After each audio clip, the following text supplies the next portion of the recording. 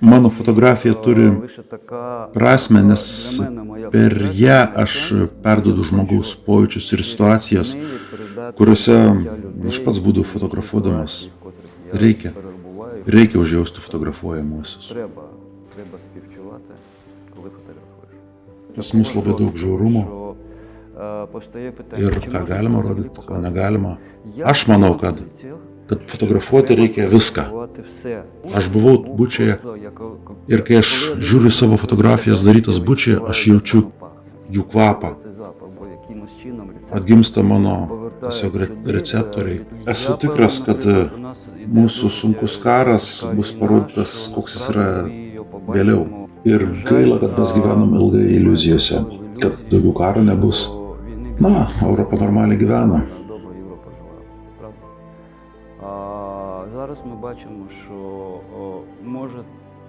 O dabar mes matome, kol egzistuoja žmonija, tol tęsis ir karai. Sveiki, gerbiami Lietuvos laisvės kovų pažinimo centro tinklalaidės, laisvi pokalbiai žiūrovai ir klausytojai. Šiandieną kalbiname ukrainiečių fotografą Oleksandrą Gledalovą. Sveiki, Aleksandrai. Доброго дня. Pirmas klausimas yra toks. Jūs turite Dievo dovaną fotografuoti. Kada jūs supratote, kad jūs tai norite daryti? Aš esu pavyzdys, kad to, kad net jei tau duoda ženklą, tai tu nesupranti dar to ženklo. Šeimoje buvo fotoaparatas. Viena iš sovietinių Leikos kopijų, vadinasi Zorkiai 4. Mano tėtis buvo tipiškas šeimos fotografijas.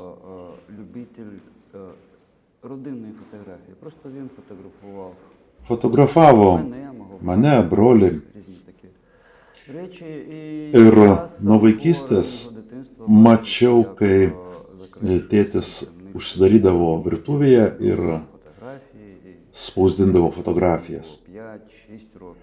Ir kai man buvo 5-6 metai, man buvo labai įdomu pamatyti, kaip tame baltame popieriaus lapelyje atsirasdavo fotonuotrauka. Bet aš pats to visai nenorėjau daryti. 10 klasėje buvo fizikos laboratorinis darbas.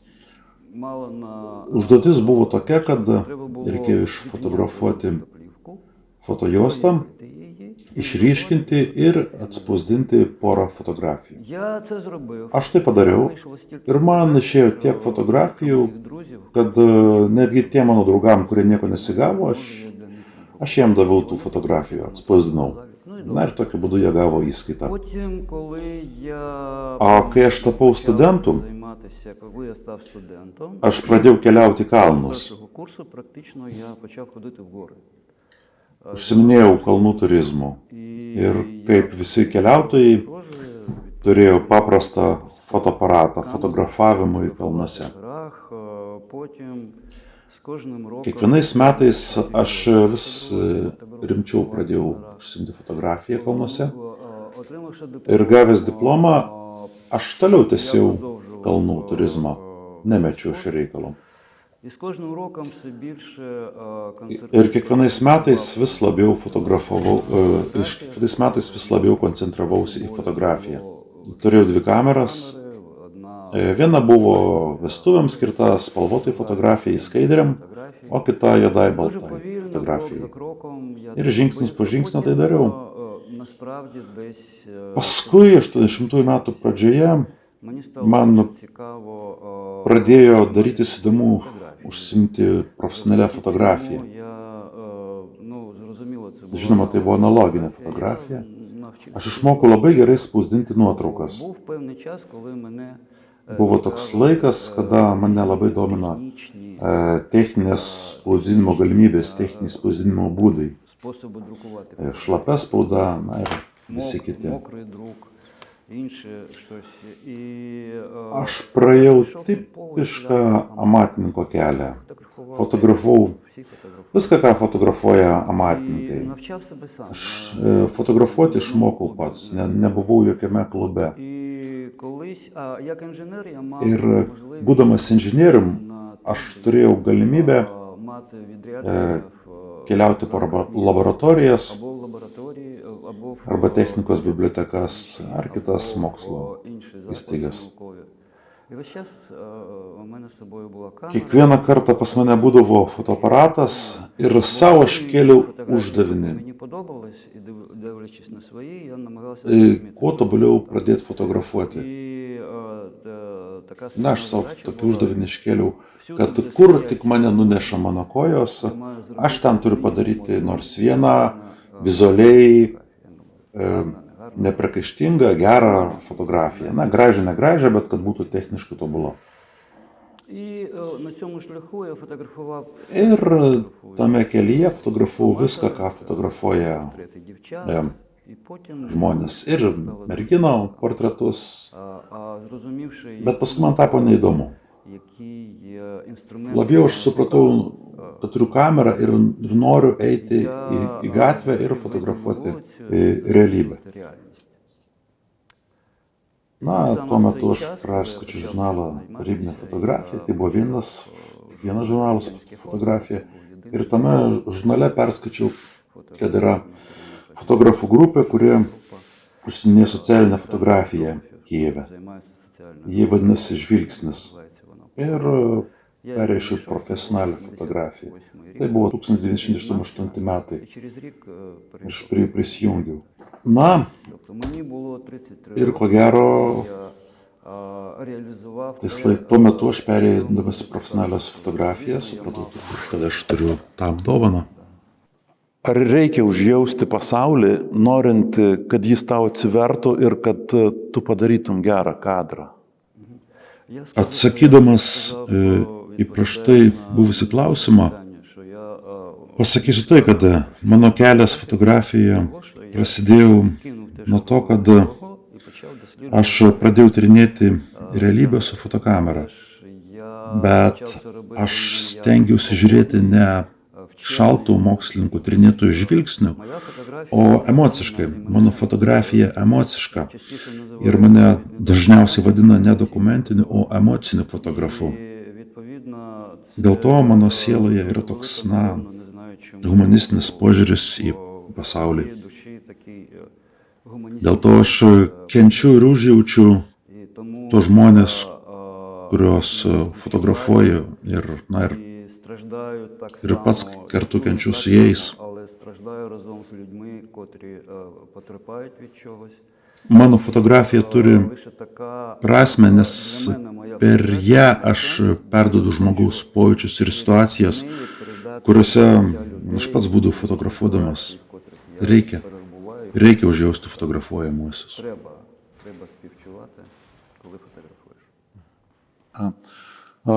Sovietiniais laikais ar teko susidurti su cenzūra, juk sovietinis visas menas rodė, kad žmonės yra optimistai ir jiem yra viskas gerai, kad Sovietų Sąjungoje nėra blogų dalykų. Grupė Žvilgsnis, apie kurią pasakojau, mes žvelgėme į Ukrainos fotografiją.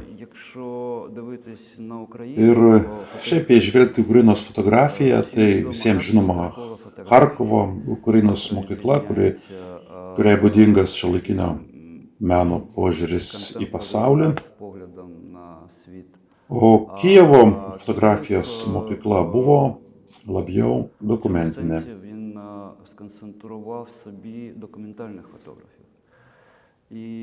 Laikas nuo laiko būdavo daromos parodos Žvilgsnio grupės. Ir tos parodos trukdavo kartais dieną, kartais vos valandą ar vieną vakarą. Ir jas uždarydavo. Paskui spaudoje atsirasdavo kritiški straipsniai, tokie triuškinantys straipsniai. Bet kai aš pradėjau profesinę fotografiją, jau buvo baiginėjusi persitvarkymas, perestroika ir daug buvo galima ką daryti ir be cenzūros. Tuo metu dirbau su dideliais straipsniais, dariau iliustracijas spaudai, dideliem tekstam. Ir pirmoji tema, kurios užsiėmiau profesionaliai, tai buvo Černobylis. Jau suvaržymų nebebuvo. Nors tai ir buvo valdžios kritika. Mano ciklas apie Černobylį tai buvo apie Norodotskio rajoną Žitomiro srityje ir Polėsią Kijeve. Jie nebuvo įtraukti į nukentėjusią 30 km zoną, bet jie nukentėjo lygiai taip pat kaip ir ta užterštoji zona. 1989 metais ši informacija tapo žinoma. Ir žmonėms valdžia liepė iš ten išvažiuoti, bet tai nebuvo evakuacija. 3 metus aš važiavau ir fotografavau, na ir jokios cenzūros nebuvo. Kalbėti apie cenzūrą, tai cenzūra yra pas autorių, pas kiekvieną autorių, tai yra, ką jis gali padaryti ir ko negali padaryti, ką jis sau leidžia padaryti ir ko neleidžia padaryti.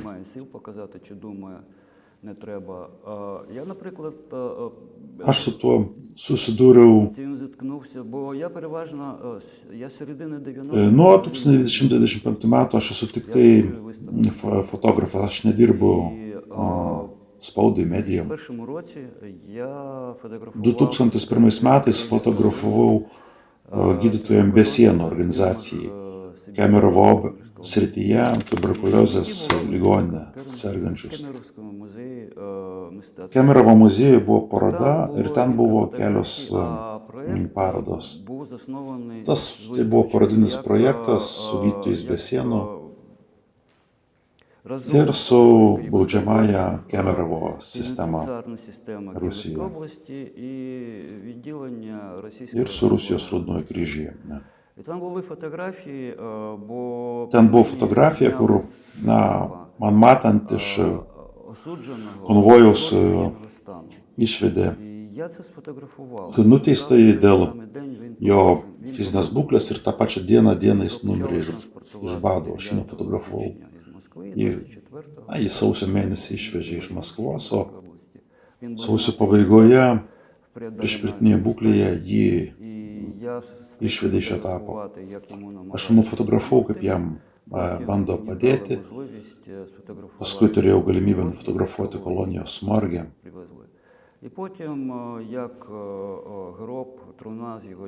Ir paskui mačiau, kaip jį tempia rogėmis iš morgo kiti kaliniai, taip pat tai fotografavau. Dėl viso ko mes patraukime, mes išėmė fotografiją iš morgo, kad nebūtų nubaustas tas karininkas, kuris leido fotografuoti. O porą fotografijų ten, kur jam stengiamasi padėti ir kuris jau miręs, mes palikome parodoje ir, dėl jos kovojame, kad jos liktų parodoje, kovojama su administracija, su Raudonuoju kryžiu, kad ta fotografija liktų parodoje.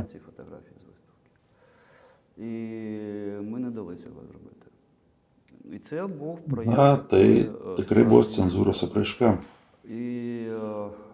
Bet aš galiu parodyti pavyzdį iš Vilniaus. 2015 metais turėjau parodą Lietuvos Seime. Ten buvo fotografijos iš Maidano, iš 2014 metų. 2014 metų karo. Fotografijose buvo pavaizduotos snaiperių aukos ir pagal europietiškus įstatymus tų fotografijų negalėjome rodyti, nes ekskursijose būna vaikai.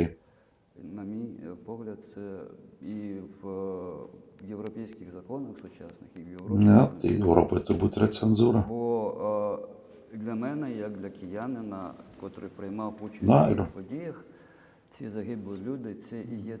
man tai yra laisvės kaina, kuriuo aš buvau tose įvykiuose. O dabar ateina kitas požiūris, ką gali vaikai žiūrėti, ko negali. Tokia istorija. Šiuolaikinis informacinis laukas iš vienos pusės yra labai korektiškas, ten negalima rodyti kraujo, negalima rodyti žuvusių kūnų, bet kita vertus jis ir labai brutalus, nes tose pačiuose Telegram kanaluose mes matom karą, vos netiesioginį eterį, matom žmonių žūtis, matom tos pačius sumaitotus kūnus. Kaip jūs savo fotografiją sutalpinate visą tai ir koks jūsų yra požiūris į tą korektiškumą? Jūs uždavėte klausimą, kuris atliepia diskusiją, kuri dabar vyksta Ukrainoje šiuo metu. Na, ta diskusija vyksta jau metai nuo praeito pavasario. Tai yra klausimas apie fotografo etiką. Ką jis fotografuoja ir kaip fotografuoja. Tai prasidėjo nuo posto Facebook'e gerai žinomos poetės, kurios du sūnus žuvo kare, iš pradžių vienas. Pirmasis buvo savotiškas savo kartos ikona, jisai Kijeve kovojo su nelegaliais statytojais, o vėliau žuvo vyresnysis sūnus. Ir kai buvo vyresniojo sūnaus, vyresniojo brolio laidotuvės, tai buvo poetės Svetlana Povaliajevos sūnus, kai kurie žurnalistai su kamera, tiesiog lindo, tiesiog vos ne į karstą, ten, kur jis atsisveikino su savo sūnumi. Ir ji parašė labai tokį, įniršusi piktą postą Facebook'e, kuris iššaukė diskusiją, ką galima ir ko ne. Ukrainiečiai mėgsta diskutuoti. Ukrainoje man tokius klausimus užduoda, kaip man jūs užduodate. Tai aš sakau, viskas senai yra kaip ir išspręsta. Tose diskusijose apeliuojame apeliuoju labai į žymų Pietų Afrikos fotografo vaizdą, kuris nufotografavo vaiką mirštantį iš bado, šalia tupintį grifą. Po kelių mėnesių jis gavo Pulitzerio premiją, bet paskui jis nusižudė. Kurie tai diskutuoja, žino apie tą kontekstą, tos nuotraukos. Nežinojo, ar tai berniukas, ar mergaitė. Jis iš tikrųjų nemirė, netoli buvo jo tėtis, kuris jam padėjo. Aš dar atsimenu, kaip mes savo grupėje žvilgsnis apie tai diskutuodavome, kaip mes pasielgtumėm. Ir labai žinoma istorija, kaip baigėsi istorija Bangladeše, ten, kur dabar Pakistano dalis tapo. Buvo tokia istorija, kaip į nelaisvę buvo paimti jaunuoliai ir jie buvo nužudyti.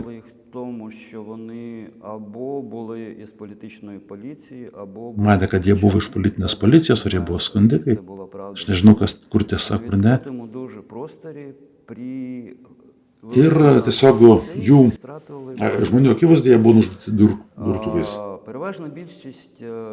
Ir kai kurie žurnalistai, dauguma nenorėjo fotografuoti, jie protesto ženklon paliko tą vietą, tačiau liko du, jie nufotografavo, už tai gavo Pulitzerio premiją ir prasidėjo diskusija. Sako, tie, kurie išėjo, sakė, kad žmonės, kurie buvo nužudyti, jie patyrė daugiau kančių, nes juos žudė prieš kameras, o kiti sako, o mes likom ir nufotografavome ir pasaulis sužinojo, kas nutiko. Yra taip, arba tu išeini, arba tu lieki ir dirbi. Ir visą gyvenimą taip yra su tavim.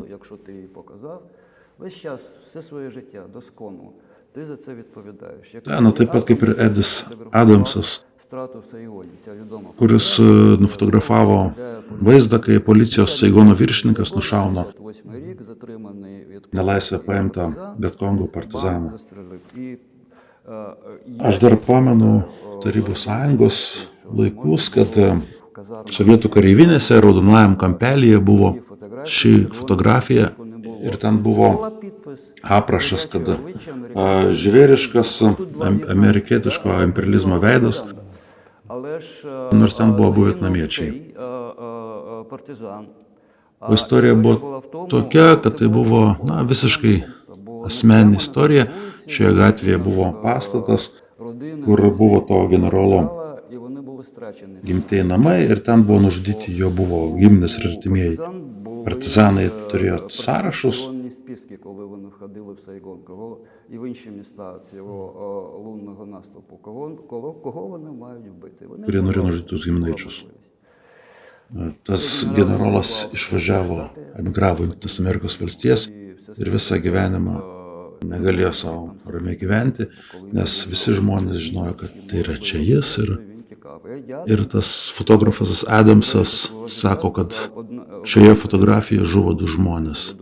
Aš gailiuosi, kad padariau šią fotonuotrauką. Отже, у нас багато чого відбувається. Pas mus labai daug žiaurumo ir ką galima rodyti, ko negalima. Aš manau, kad fotografuoti reikia viską. Залежить просто від того, хто ти є як людина. Ir priklauso yra nuo to, koks jis žmogus ir kaip tu nufotografai. Ir tu turi būti atsakingas už tą darbą. Toks mano požiūris. Nes jeigu uždengti akis, slėptis, tai to nebus.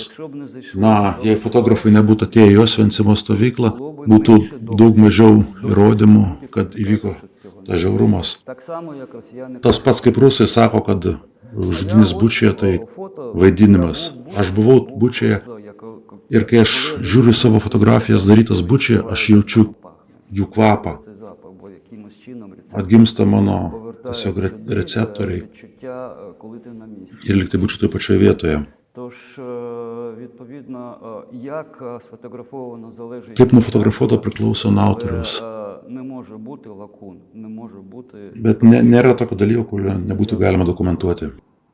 Jūs pradėjot fotografuoti politinius įvykius dar iki Ukrainos nepriklausomybės, fotografavote pirmos Ukrainos nepriklausomybės metus, palaikymą ukrainiečių mitingą Lietuvai, pirmą Maidaną fotografavote, antrą. Kaip skiriasi žmonių reakcija į žmogų su fotokamera? Nes šiais laikais tai visi fotografuoja. Ta prasme, kad jie visi fiksuoja. Bet ar koks santykis į šiuolaikinį fotografą politiniuose įvykiuose? Čia daug galiu ką pasakyti, nes yra keli momentai, kurie nelabai vieni su kitu susiję. Šiais laikais nėra nieko, ko negalima nufotografuoti. Esu įsitikinęs, jei atskris ateiviai iš kosmoso, tai atsiras koks taksistas, kuris važiuos pro šalį ir nufotografuos juos mobiliu telefonu. Kas nors eis iš vakarėlio, taip pat nufotografuos. Iš kitos pusės atrodo, kad jei nenufotografuota, tai to ir nėra. Esu tikras, kad mūsų sunkus karas bus parodytas, koks jis yra vėliau. Daug kas iš karių yra įsigilinęs į fotografiją, kiti tik fiksuoja mobiliu telefonu. Daug dabar kūno kamerų, daug GoPro kamerų ant šalmų. Visą tai mes pamatysime vėliau, nes jie fotografuoja tose pozicijose, kurių dabar negalima parodyti. Pavyzdžiui, prieš 2 metus fotografavau remonto bataliono darbą ir kartą per mėnesį klausiu, ar jau galiu parodyti fotografijas. Atsako, kad ne, nes dar prieš žvalgybą pamatys ir tiesiog subombarduos mūsų vietom.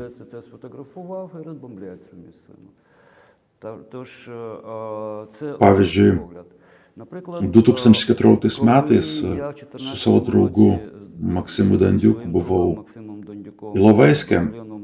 Vienas kuopos vadas vakare atėjo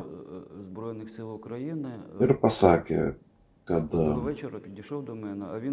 mes būsime apsupti ir gali būti viskas bus blogai.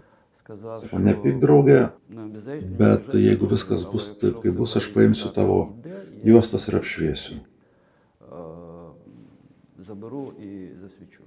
Po metų jis atėjo І į через parodą. рік він прийшов на Mes виставку. padarėme А ми parodą робили Ilovaisko atminčiai. пам'ять Atėjo, Іловайську. pažiūrėjo ir Прийшов, padėkojo подивився і vaikinai. сказав: дякую вам, хлопці. Бо Va dabar mes esam зараз ir, є, ir лише būsim. будуть Aš ir mano мої kovos бойові draugai. побратими. А якщо б Jei вас там не nebūtų було, nufotografuota, то tai ir нас mūsų не існувало. nebūtų. Тож, якщо дивитися на Todėl jei žiūrėti, kaip siaubingai atrodo šiuolaikinis karas, na, žinot, kada jis atrodė nesiaubingai, kada žmonės viens kitą rankom plėšė kapojo. Друга рубала, я думаю, це виглядало ще більше жахливо. І Nežinau, ar jūs matėte я не filmą знаю, чи ви дивилися документальну 200 метрų iki 2000 метрів до Andrievkos, tai Černovo filmas, режисера vienas čia Чернова, filmas apie Mariupolį. документалкою, отримав за це Оскар. Tai tas filmas nufilmuotas Вона знята таким tokiu чином, būdu, kad є yra operatorius, bet yra daug Є багато medžiagos nufilmuotos pačių karių su GoPro kameromis. з GoPro. І ви бачите таку війну, Ir žiūrite tokį karą taip nufilmuotą, kad що після цього po to а, Holivudo didieji režisieriai, кінорежисери jeigu filmuos filmus apie karą, tai turės filmuoti tik tai tokiu būdu. війну сучасну, вони по-іншому вже не можуть, Viskas yra pasikeitę. бо все помінялося насправді. І я так далеко зайшов Aš tiek daug в своїх відповідях. kalbėjau. Якщо сумуючи все це, Ir gaila, kad mes gyvenam ilgai iliuzijose, kad daugiau karo nebus. війни Na, більше Europa normaliai gyvena. нормально, добре Європа жила, правда? А зараз ми бачимо, що може O dabar mes matome, поки існує kol egzistuoja žmonija, tol tęsis ir karai. траплятися. Ten ir čia.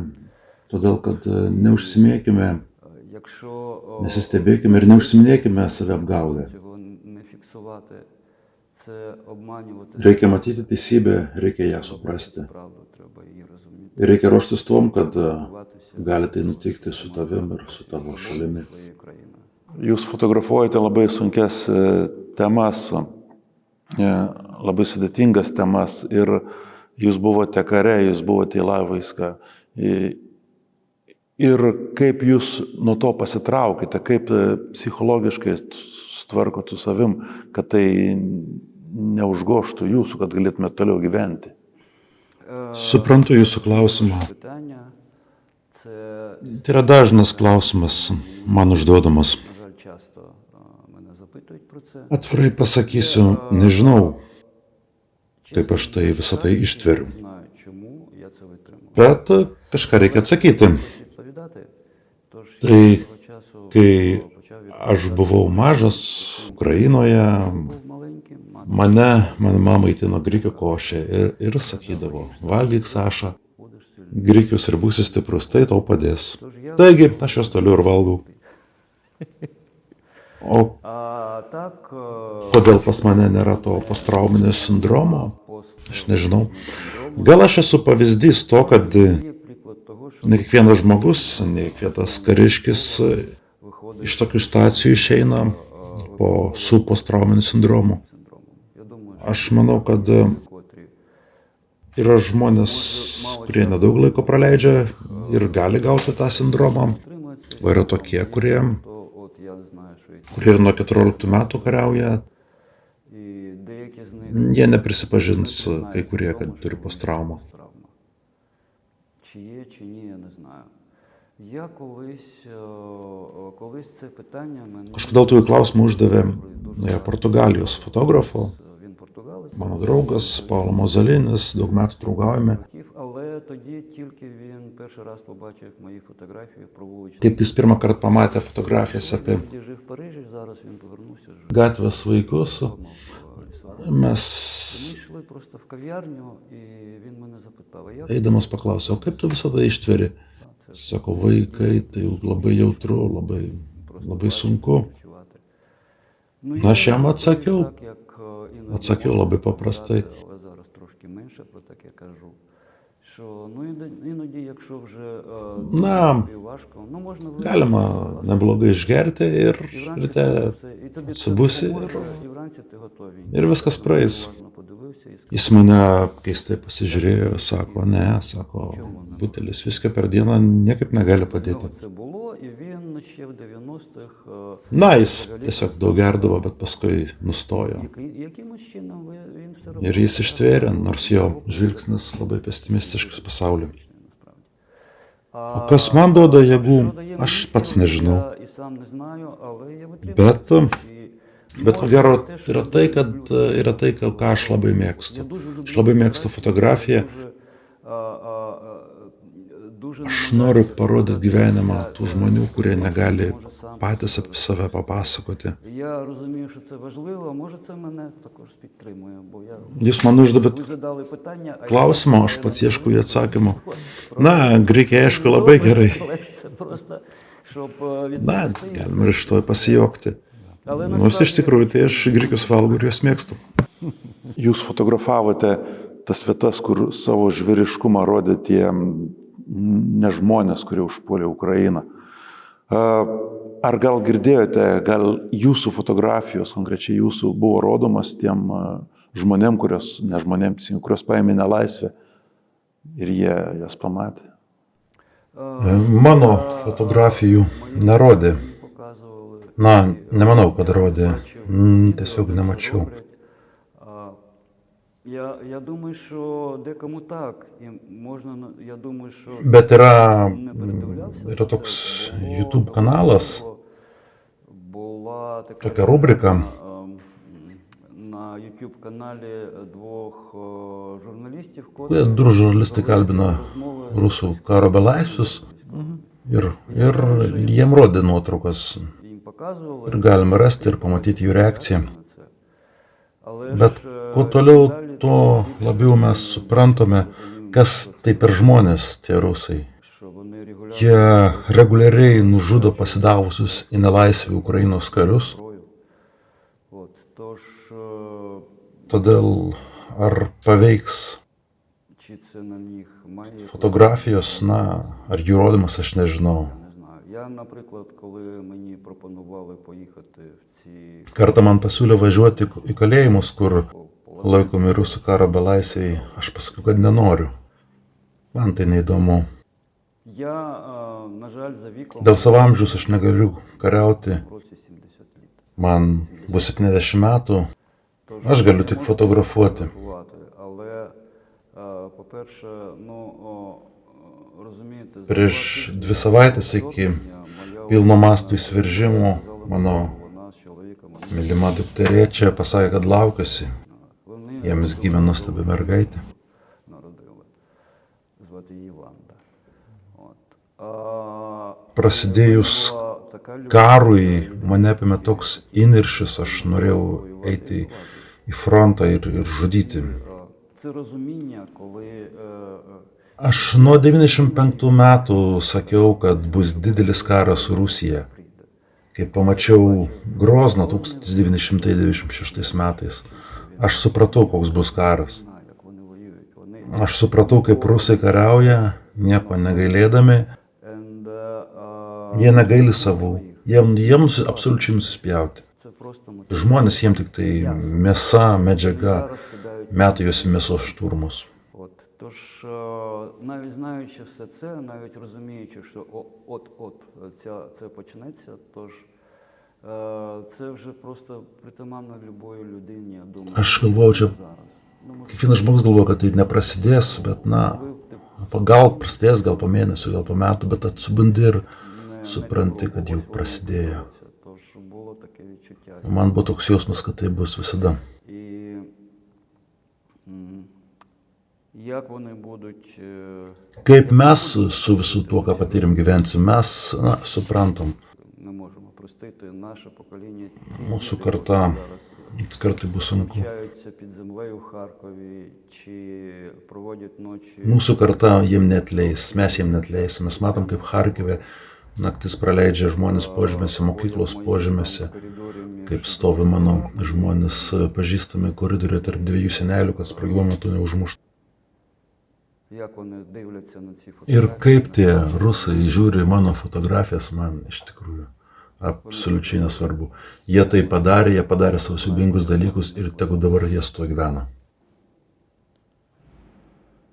Дякую. Я не можу навіть порахувати. Aš negaliu suskaičiuoti, kiek žmonių, tuos, kuriuos fotografavau, jau yra žuvę. Ir čia taip pat šioje parodoje yra šioje salėje tokių. Kulkosvadininkas Andrėjus, jis kovojo nuo 2014 metų ir 2022 metų spalį žuvo, evakuodamas žuvusių bendražygių kūnus. Він підірвався і загинув, наприклад. І тут є Čia yra фотографія mano labai gero draugo iš Donecko fotografija. Я Aš fotografavau jo šeimą dar taikos metu. в мирному житті ще в 2000. Paskui sutikau jį Потім зустрів його batalione Donbasas. своєю. Jis taip pat buvo Ilovaisko katile, jis buvo pakliuvęs nelaisvę, iš jos grįžo. Зараз з тим Dabar jis tapo kariniu instruktoriu, perduoda kitiems savo patirtį. він навчає інших, передає свій опит. Na, dar vienas klausimas, jis gal skambės kvailai ir banaliai, bet ar jūs turit savo mėgstamiausią fotografiją? Jūs juk ne žurnalistas, Ви ж не журналіст. bet uždavėte tipinį žurnalistų klausimą Це по запитання від журналістів parodos sudarimo metu. на виставці. Na, aš sakiau, kad tai bus banalus klausimas. Да, є нічого, я просто це Na, tai nieko tokio, tai кінець розмови. graži pokalbio pabaiga. Насправді Aš turiu daug mėgstamų nuotraukų, o pasakyti, kad turiu vieną mėgstamą fotografiją, tai ne, negaliu. нема. Я працюю, ну да, почалася війна, і я Kai prasidėjo karas, tai dabar fotografuoju tai, kas vyksta. Bet kaip fotografas, dokumentalistas, mano visi ciklai yra labai išplėsti laike apie socialiai pažeidžiamus vaikus. Aš fotografavau nuo 96 metų 96-го року. iki 2015 metų. Ciklas tęsiasi. Про Apie AIDS epidemiją Ukrainoje fotografavau nuo 1927 iki 2018 metų. і це Ten labai daug vaizdų, jie labai stiprus, jie labai paveikus ir pasakyti, kuri mėgstamiausia, na, neįmanoma. такого нема. Suprantu. Я дуже Aš labai laimingas šio interviu muziejum. для музею. Я Aš noriu pasakyti, kad, na, taip susidėjo mūsų tautų istorija, kad aš kariškio sūnus я син військовий, ir iš dabartinio žvilgsnio aš okupanto sūnus. напевно, да. І Ir savo vienus laimingiausių vaikystės metų praleidau šiame puikiame mieste. І тому, що мама була вагітна, чекала на братика, це Mano mama laukiusi broliuko, buvo labai sunkus лікарі прописали. neštumas ir Кожен gydytojai день гуляти. Ми жили liepė labai daug vaikščioti. Сотас, Mes gyvenome Aleksote ir nuo Aleksoto йшли через місто, eidavom per senamiestį. старе місто. Я пам'ятаю, там зараз Menų akademiją matydavau. мистецтв. Ir ten buvo toks rūsys ir tame rūsyje buvo žaislų fabrikas, Робили маски. o pro langus matydavau, kaip dailininkai piešdavo kaukės. Paskui eidavom į zoologijos muziejų. Був свій маршрут. Zoologijos muziejui buvo Від гадів mano maršrutas nuo gyvačių до великих. iki krokodilų, iki liūtų. Це зараз я був там, він ремонтований. Раніше Ten anksčiau buvo був свій. tokie langai, nebuvo tokių Не було скла. Nebuvo tokių užtverimų І коли не було інших людей, то ir nebūdavo žmonių, moteris ten, kur dirbdavo, в мене був jos man leisdavo paglostyti tigro iškamšą. його боку вище, я не дотягувався. Sekantis buvo muziejus šis, ten buvo tie pilotai, didvyriai, Darius ir Girėnas. buvo tie visi riteriai ir buvo Čiurlionis. Man buvo 4 metai. 4 роки. І я там Ir aš žiūrėdavau į tuos Čiurlionio paveikslus, mes ten kiekvieną dieną, mama net nutemdavo nuo jų. чи два. Тож я Ir aš esu labai pagerbtas ir labai sujaudintas, kad mano paroda eksponuojama viename mano mėgstamiausių pasaulio muziejų. Dėkui vam.